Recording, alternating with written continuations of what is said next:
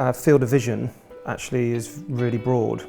We're not singularly interested by architecture for architecture's sake. So landscape's obviously very important to us, art is very important to us, sculpture is very important to us, poetry, narrative, theatre, all the kind of different media sort of come into this, alongside having a real focus and interest on just buildability and construction. Model making and craft and the kind of idea of the brain to the eye to the hand, that kind of coordination, folding materials is a fundamental part of everything that we do.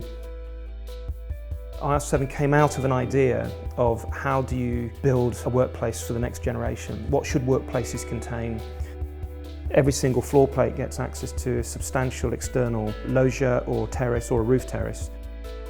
These aren't the sorts of ingredients which go into building office buildings. I like to think of ourselves sometimes as sort of Gordon Matter Clark, this idea that you're just basically cutting and removing bits of buildings and sort of threading new stories through. That's kind of surgical process where you're cutting bits of the fabric of the city out and replacing them with new caps and new kind of incisors and new kind of fillings in order to continuously generate a sense of evolving place. So it's a continuous evolution, a continuous lineage of influence and being influenced by the city.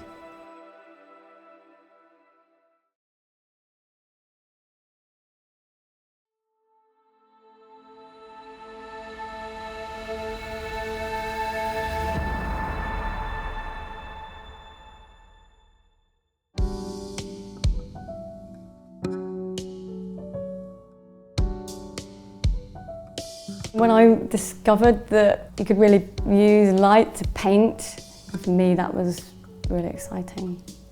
With a 5.4 you compose the image on the film plane, so there's no viewfinder. You can see it, so it's like almost like looking at a painting. The act of doing that is quite a beautiful thing.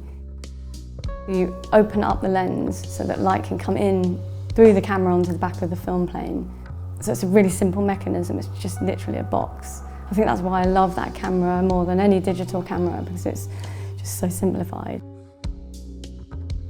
I love that in some of my images I'll see the litter on the floor or the tiny things that when you were there you wouldn't notice. My work is all about that, looking at those subtleties of the ordinary. It started with 5-minute exposures and have gone up to half an hour with some images. Time is important in producing it, in reflecting. So I'll live with the work for a long time and I'll reflect back and I'll look and then I'll put it away. I won't really engage with it for a while, and then then the memory of the pain of producing it will go away and then the edit can be stricter.